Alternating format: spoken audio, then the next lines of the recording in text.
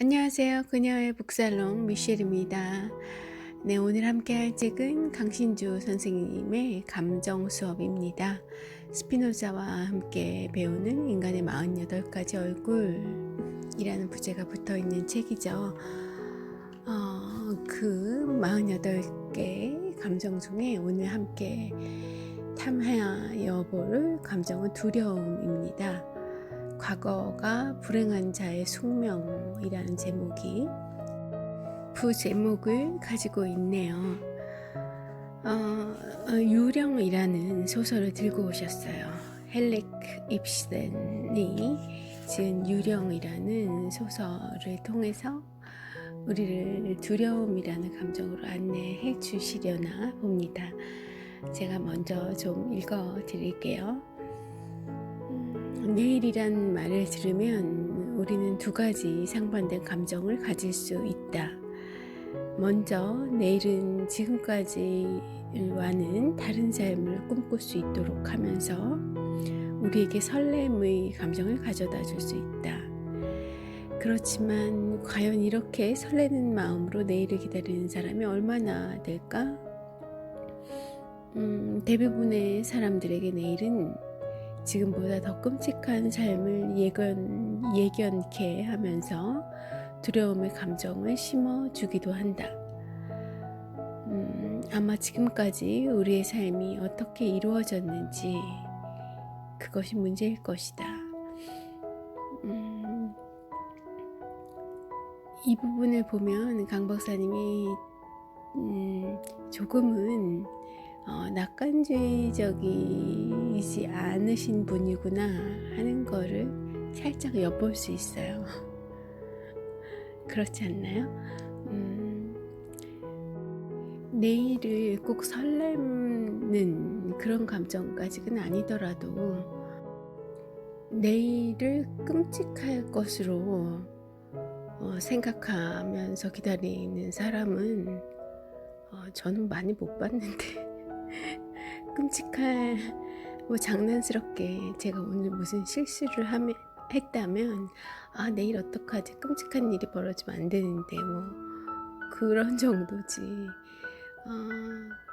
하루하루가 버거울 때도 있고 그렇지만 그렇다고 이 정도로까지 부정적으로 내일을 생각하진 않는데 아마 책을 쓰시려다 보니까 그런 것 같아요. 그런데 요즘은 하루하루 조금 두려움이 있습니다. 내일에 대한 코로나 사태가 참 지금 벌어지고 있는 양상이 좀 두려워요. 확진자 수가 늘어나는 그것도 그렇지만 너무 이제 이 과대한 그런 정보의 날조들이 있는 건 아닐까. 정치적으로 활용을 하시려는 그런 의도들에 의해 너무 정말 좀 두려워요. 네, 다시 책으로 돌아갈게요. 아마 지금까지 우리의 삶이 어떻게 이루어졌는지 그것이 문제일 것이다. 그것에 따라 끔찍한 삶을 예견하게도 되는 것이다. 만약 지금까지 인생이 끔찍한 삶의 연속이었다면 앞날을 설레는 마음으로 기다릴 수 있을까? 불가능한 일이다. 지금보다 더 나쁠 수는 없어 라고 외칠 수는 있겠지만 지금보다 더 나쁠 수도 있다 라는 불안한 느낌은 더 강해질 수밖에 없다. 끔찍한 삶을 감당하기에는 정신적으로나 육체적으로나 이제는 너무 많이 마모돼 버렸으니까 말이다. 그러니까 제발 나쁘지 않았으면 하는 그런 마음이 불안한 느낌이라는 반대로 그 크기만큼 불안함이 더 크다는 그런 얘기신 것 같네요. 어쨌든 불행한 사람은 항상 불행을 예감하며 살 수밖에 없다. 그래서 그는 두렵기만 하다. 불행을 마치 자신이 어찌해도 벗어날 수 없는 주어진 숙명처럼 느낄 테니까. 미래는 밝기 마련이라는 통념과 다른 말을 하고 있으니 독자 여러분이 당혹감을 느낄지 모르겠지만 주변을 돌아보면 이것이 진실에 더 가깝다는 것을 어렵지 않게 간과할 수 있을 것이다. 그래요, 맞아요. 제가 너무 짧게 생각한 것일 수 있겠다는 생각이 문득 깨달아집니다. 우리 주변에 범위를 좀 넓혀서 뭐 서울, 한국, 뭐 아시아, 뭐 나아가 전 세계의 대륙을 돌아보면 정말 참혹한 현실에 있는 그런 사람들이 굉장히 많죠. 뭐 난민들, 뭐 어떤 전쟁의 위험에 항상 도사려 있는 그런 곳에 살고 있는 아이들, 또 가난한 아프리카의 아이들, 엄청 많죠. 너무 멀리 갈 것도 없이 뭐 쪽방촌 어르신들 많잖아요. 그래요. 제 생각이 너무 짧았던 것 같아요. 예. 강 박사님 말이 맞네요. 그 미래를 어둡게 두렵게 내일을 생각하고 있는 사람이 사실 훨씬 더 많은 게 진실에 더 가까울 것 같습니다. 그렇지만 어쩌겠는가, 불행한 사람에게는 언젠가 그 불행을 보상해줄 행복이 찾아오리라는 이야기는 단지 헛된 믿음에 불과한 것을, 오히려 불행한 사람은 계속 불행하기 쉽고 행복한 사람은 계속 행복할 가능성이 많다. 그래서일까 첫사랑에 실패했던 사람은 다음 사랑에서도 성공하기보다는 실패할 가능성이 더 높은 법이다. 이 불행한 사람은 새롭게 찾아온 사랑에 설레기보다는 실패를 예상하고 행동하기 때문이다. 어떻게 두려움을 가진 사랑이 원만한 결실을 맺을 수 있겠는가? 조금만 관계가 소원해져도 바로 꼬리를 내리기 일쑤고, 그러면 좋은 관계를 회복하려는 최소한의 노력마저도 시들 수밖에. 미래에 대한 두려움, 그것은 과거 불행에 대한 기억과 짝을 이루는 감정일 수밖에 없다. 그래서 스피노자도 말하지 않았던가. 자, 스피노자가 에티카에서 정의한 두려움을 좀 읽어볼게요. 두려움이란 우리가 그 결과에 대하여 어느 정도 의심하는 미래 또는 과거 사물의 관념에서 생기는 비연속적인 슬픔이다. 스피노자의 정의는 조금 복잡하다. 결과가 어떻게 될지 의심스러운 대상이 미래 또는 과거 사물이라는 말이 조금 어렵다. 여기서 미래의 사물과 과거의 사물이 동일할 필요가 없다는 점에 주목하면 어려움은 쉽게 가실 수 있다. 예를 들어 과거 자신을 불행하게 했던 애인이 지금 만난 다른 애인과 같을 필요는 없는 것처럼 말이다. 그렇지만 과거 애인으로부터 버림받았던 슬픔은 새로운 애인과의 미래를 잿빛으로 만들 수 있다. 그래서 두려운 것이다. 과거의 불행이 집요하게도 미래에 다시 반복될 것 같은 불길한 예감에서 생기는 슬픔. 즉 두려움은 바로 이렇게 우리 내면에서 탄생하여 우리의 비전을 지배하게 된다. 그렇게 불행한 과거는 과거지사로 그치지 않는다. 그것은 현재와 미래의 삶에도 질식할 것 같은 무게를 가하기 때문이다. 사실 인간은 과거를 통해 미래를 꿈꾸는 동물이다. 그러니 과거가 행복한 사람은 미래를 장밋빛으로, 과거가 불행한 사람은 미래를 잿빛으로 꿈꾸게 된다. 전체 산막으로 펼쳐지는 헨리크 입센의 유령은 바로 이런 잿빛 미래, 그리고 그것에 대한 두려움을 묘사한 희곡이다. 물론 여기서 불행한 과거에서 벗어나지 못하는 인물은 알빙 부인이다. 기독교적 삶을 내면화한 알빙 부인은 젊은 시절 남편의 외도로 너무나 커다란 상처를 받았지만 묵묵히 참아온 여인이다. 알빙 부인이 아들 오스왈드를 어릴 적부터 외국으로 보내버린 것도 이런 이유에서였다. 남편의 자유분방함이 아들에게 악영향을 끼칠까 두려웠던 것이다.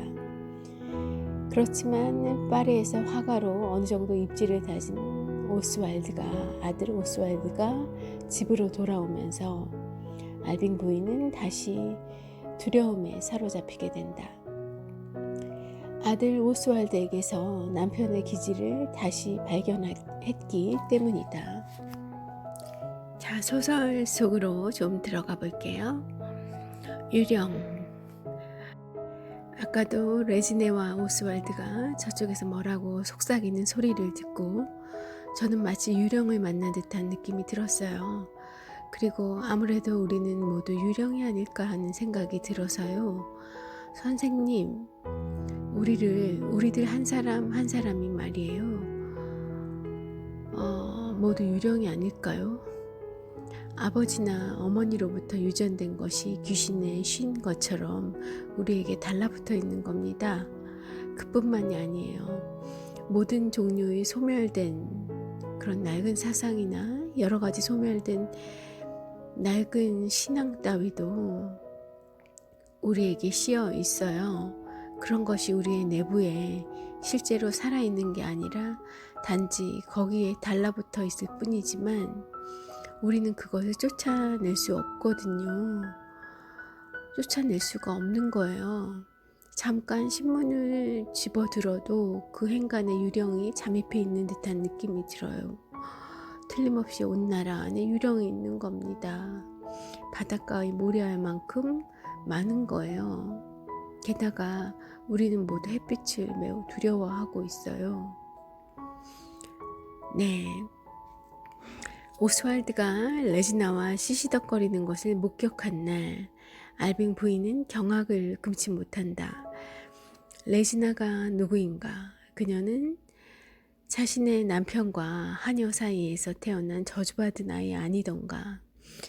그러니 지금 알빙 부인은 자신의 멘토인 만데르스 목사에게 자신의 이런 두려움을 토로하고 있는 것이다. 결국 알빙 부인에게 유령은 그녀가 두려워하는 지극히 인간적인 특질들을 실체화한 것이다. 그것이 무엇일까? 자유에 대한 동경, 그리고 사랑에 대한 열정 같은 것들이다. 한마디로 말해 그녀가 체화한 종교적 가치에 어긋나는 모든 것, 특히 탐스러운 육체와 관련된 에로틱한 가치들이 유령으로 실체화하면서 그녀에게 두려움을 불러일으켰던 것이다. 그렇지만 에로틱한 가치를 부정하는 존재야말로 진짜 유령이 아닐까? 유령에게는 몸도 없고 애인도 없고 당연히 온몸을 간지리는 달콤한 애무나 키스도 있을 수 없으니까 말이다. 그런데 그렇지만 지금 이 자신에게 딱 달라붙어 있는 그런 유전적인 부모님에게 물려받은 어떤 그런 것들, 그리고 어떤 낡은 사상이나 낡은 신앙, 이거를 낡았다는 수식어를 앞에 붙이고, 그리고 그런 것들이 우리에게 씌워져 있다. 유령처럼, 악령처럼. 그런데 이 선택한 단어들을 보면 그것 자체가 본인에게 이렇게 유용, 도움이 되는 것이 아니라 해악이 되는 거라는 걸 이 알빙 부인도 알고 있는 겁니다. 강 박사님은 이제 뒤에 가서 보시면 이 알빙 부인이야말로 진짜 유령이라고 바람직하지 않은 그런 인간상으로 분류하시지만 이 알빙 부인은 이미 사실 본인이 그러고 싶어서 그러는 건 아니에요. 이미 그게 안 좋다는 걸, 자기를 이렇게 부자연스럽게 불행하게 만든다는 걸 알고 있는 겁니다. 안타깝네요. 예. 입새는 블랙 유머를 아무렇지도 않게 구사하는 장난꾸러기였던 셈이다. 진정한 유령은 남편도 그리고 아들도 아니라 사실 기독교적 가치에 물들어 인간의 소중한 감정들을 부정하는 알빙 부인이었기 때문이다. 어쩌면 남편이 다른 여자에게 끌렸던 것도 알빙 부인이 인간적으로 감정을 교감하기 힘든 여자였기 때문은 아니었을까? 남녀 사이의 에로틱한 감정을 끔찍하다고 느끼는 여자와는 짧은 키스도 나누기 힘들 테니까 말이다. 다시 소설 속 문장 조금 읽어드려요. 가엾은 너의 아버지는 자신의 내부에 충만해 있는 삶의 기쁨의 배출구를 발견하지 못했던 거야. 그리고 나도 이 집에 그다지 기쁨을 가져왔다고는 할 수 없지. 의무라든가 뭐 그런 것들만 배워와서 너희 엄마는 한결같이 그런 속박들에 매여 있었단다. 모든 것이 의무와 결부되는 거야. 마지막에는 내 의무라던가 나의 의무라던가 저 사람의 의무라든가 모든 것이 의무와 결부되는 거야. 그러니까 나일지도 몰라, 오스왈드. 너희 아버지에게 가정이 통 재미없는 곳으로 느끼게 만든 사람이. 네, 이 대사는 누구의 대사일까요?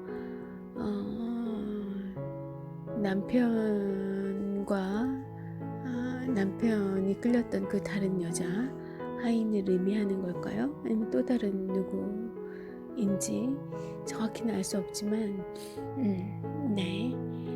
알빙 부인은 남편의 분방함에 영향을 받을까봐 아들을 외국에 보냈다.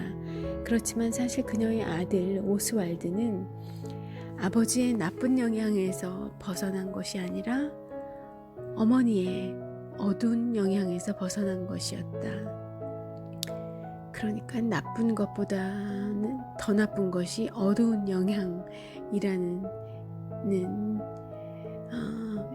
말씀이시군요. 강 박사님의 이야기는. 네, 그럴 수도요. 얼마나 아이러니한 일인가. 오스왈드가 화가로서 나름대로 명망을 얻은 것도 다 이유가 있었던 셈이다.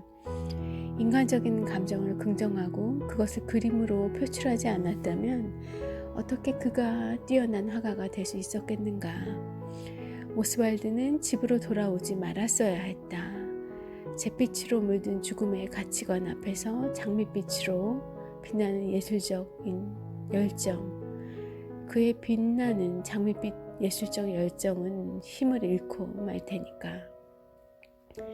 이제 눈치챘을 것이다. 진짜 유령은 편협한 종교적 가치로 퇴색된 색안경을 끼고 세상을 판단하는 어머니, 오스왈드의 어머니 알빙 부인이었던 셈이다. 오스왈드가 지혜로웠다면 하루속히 어머니를 떠났어야 했다.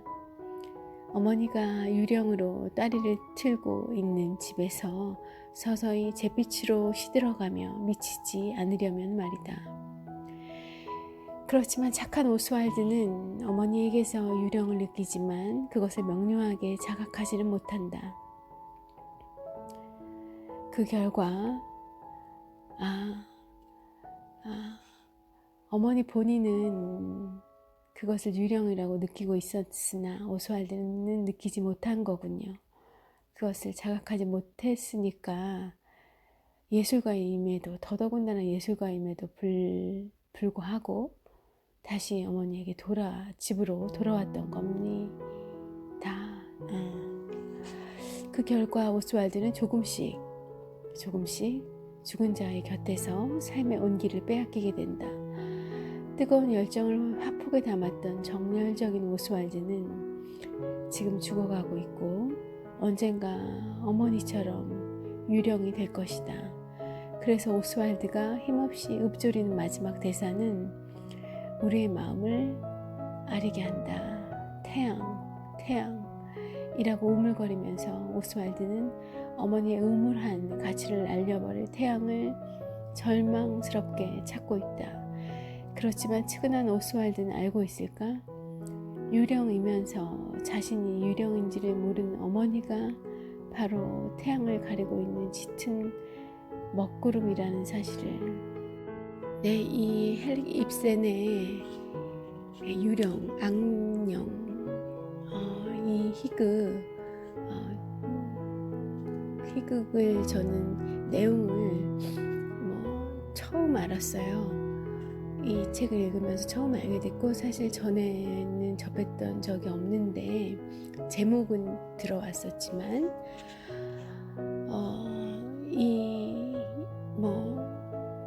실제로 보면 내용이 또 어떻게 느껴질까 모르겠지만 이 강 박사님의 해석은 굉장히 철학적이고 또 의미 있지 싶습니다. 또 그분이 평소 다른 책들이나 강연들에서 강조하셨던 그런 부분이 또 그 극명하게 드러나고 있는 그런 해설인 것 같아요. 자주 독립해야지. 자아로서, 하나의 개체로서 자주 독립해야지 성인인데 뭐 어렵게 성인이 다 되고 나서까지 다시 그 품으로 돌아가서 스스로 속박하는 삶을, 부자유한 삶 속으로, 그리고 더군다나 굉장히 큰 그런 어떤 폐쇄적인 가치관을 가지고 있는, 더군다나 그것이 어둡고 우물하기까지 한 너무 그 비관적인 프레임을 가지고 있는 그런 삶 속으로 왜 다시 들어갔냐는 거죠. 우리 오스왈드 책에는 그렇게 되어가는 과정이 나와 있고 좀 설명이 되어 있을 수도 있겠죠. 어떤 이유가 있었겠죠. 저는 그렇지만 오늘은 강 박사님의 편에 서렵니다.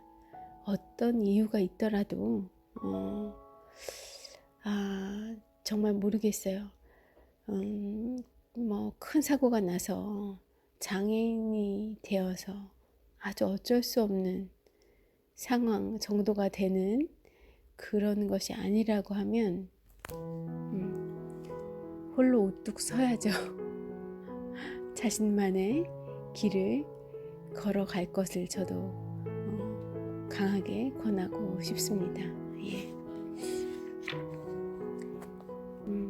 감정의 어떤 감정이나 괴롭고 미안한 아니면 안쓰러운 그런 감정들로 어떤 판단을 하기에는, 나의 미래를 담보하기에는, 나의 불행을 담보하기에는 너무 우리들은 소중하니까요. 그 정도 하고요. 여기 헨리크 입센에 대한 소개 드리겠습니다. 노르웨이 극작가 입센은 그리그의 작곡으로도 유명한 페르긴트 4대 사회극으로 알려진 사회의 기둥, 인형의 집, 유령, 민중의 적 등 근대사회의 민감한 주제와 고전 비극 같은 정제된 형식미가 어우러진 작품들을 발표하여 생전에 이미 거장으로 인정받았다. 네, 이 인형의 집 이런 책은 정말 대단하죠. 굉장히 짧은 희극인데 너무 메시지가 또렷하죠. 그리고 굉장히 의미 있는. 입새는 스스로 오만해지는 것을 경계하기 위해서 자신의 서재의 경쟁자였던 스웨덴 극작가 스트린드베리의 커다란 초상화를 걸어놓았다. 네메시스가 지켜보는 가운데 일을 할 필요가 있다. 또한 동시대인들의 심리를 이해하는데 광고만큼 좋은 건 없다고 생각했기 때문에 매일 신문 광고들을 열심히 읽었다고 한다. 입센을 흠모했던 또 한 명의 노르웨이 거장 화가 뭉크는 작가를 여러 번 그렸는데 특히 유령에 푹 빠져서 직접 무대 디자인을 맡기도 했다. 뭉크는 작품의 주인공인 병약한 화가 오스왈드를 자신과 동일시했던 것이다. 와, 그랬군요. 이 헬렉 입센은 예술가들에게 사랑을 받은 그런 작가 같습니다.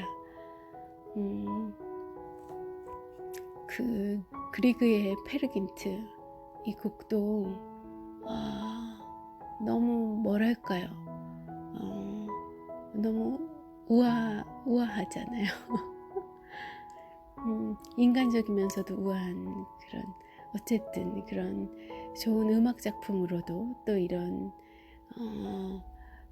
그 화가 유명한 이제 명화를 남긴 그런 화가들의 사랑을 받았던 그런 극작가였습니다.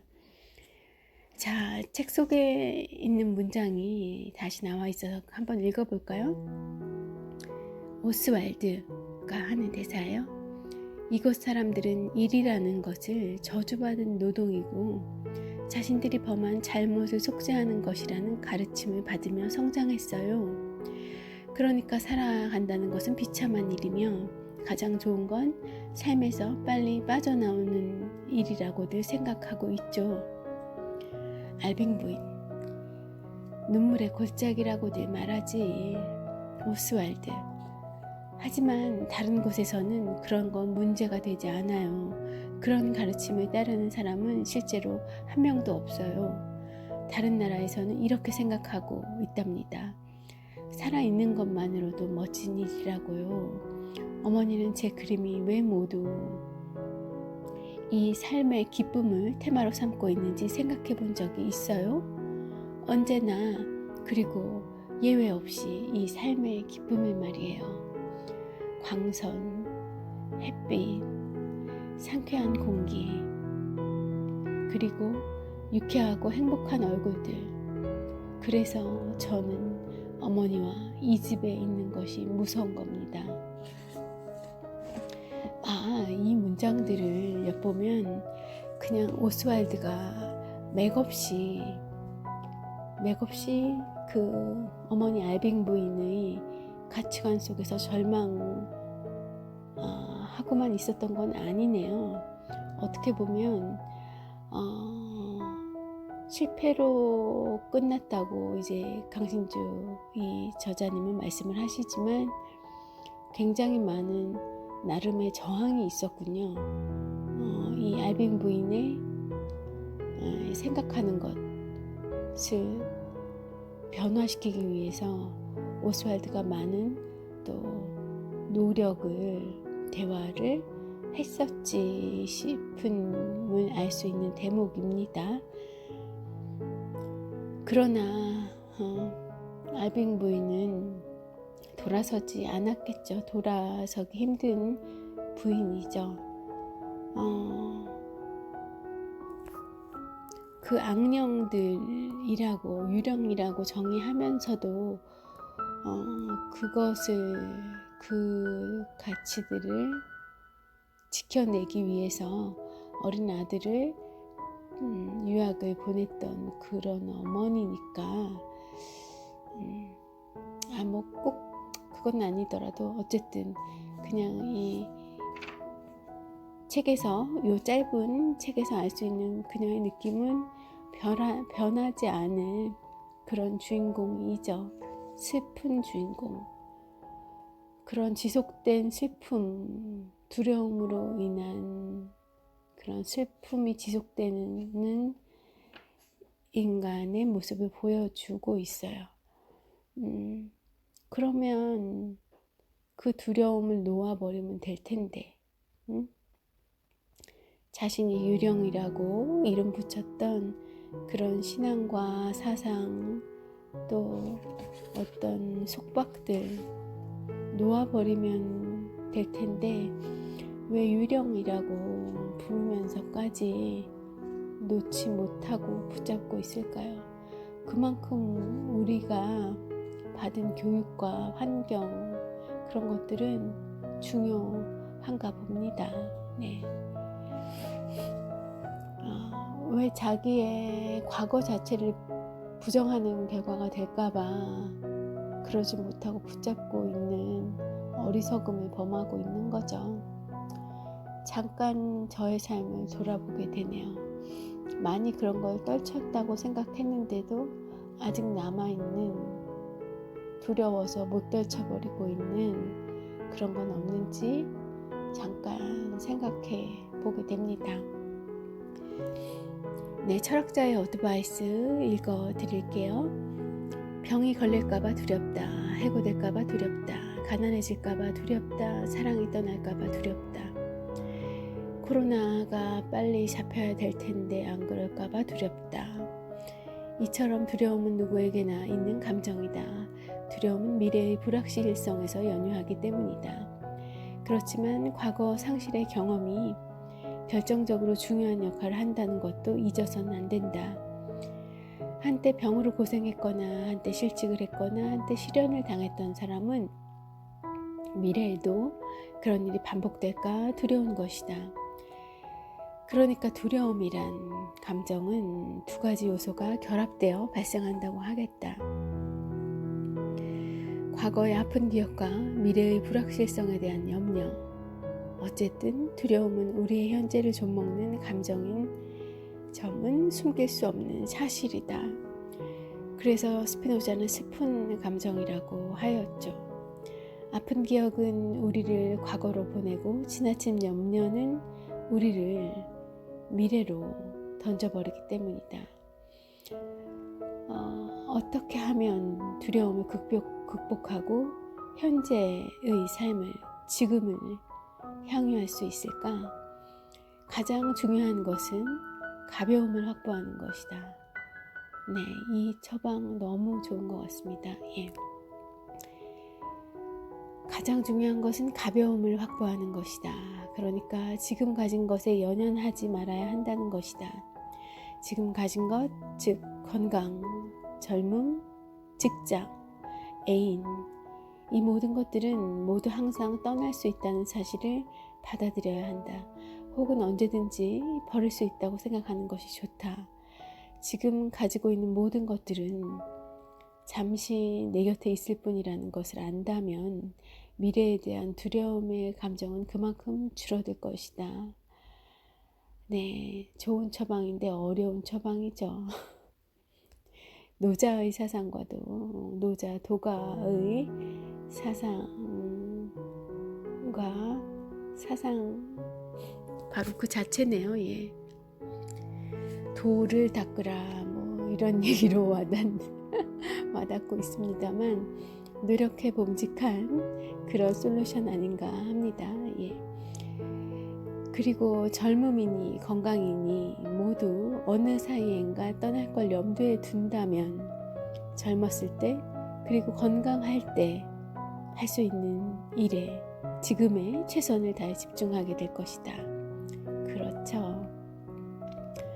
해고되든 내가 떠나든 간에 지금 회사에 영원히 있을 수는 없다는 걸 인식한다면 직장 생활을 당당하게 할 수 있게 될 것이다. 이것이 또 메멘토 모리 아닌가 합니다. 꼭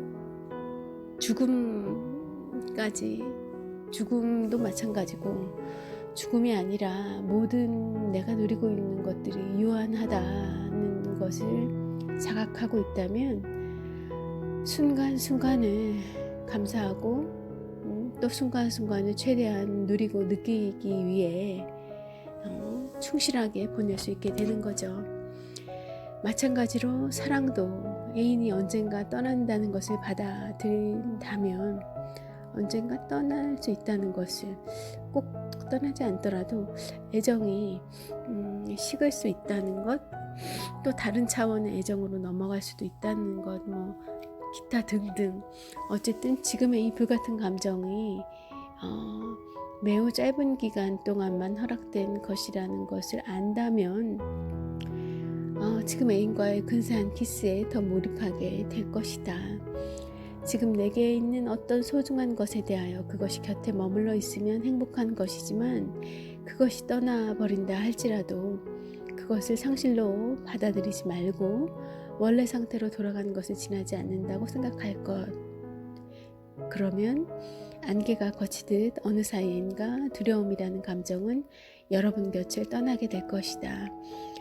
네, 솔로몬의 지혜와 같은 강신주 박사님의 어드바이스였습니다. 오늘 시간이 좀 부족하기도 하고 제가 더 붙일 말이 없을 정도로 너무나 명쾌한 솔루션이었어서 미셸은 오늘 이 정도 하고 물러가겠습니다. 두려움 놓아버리시고 슬픔으로부터 해방 되시는 그런 날들 되시길 바랄게요. 예, 미셸이었습니다.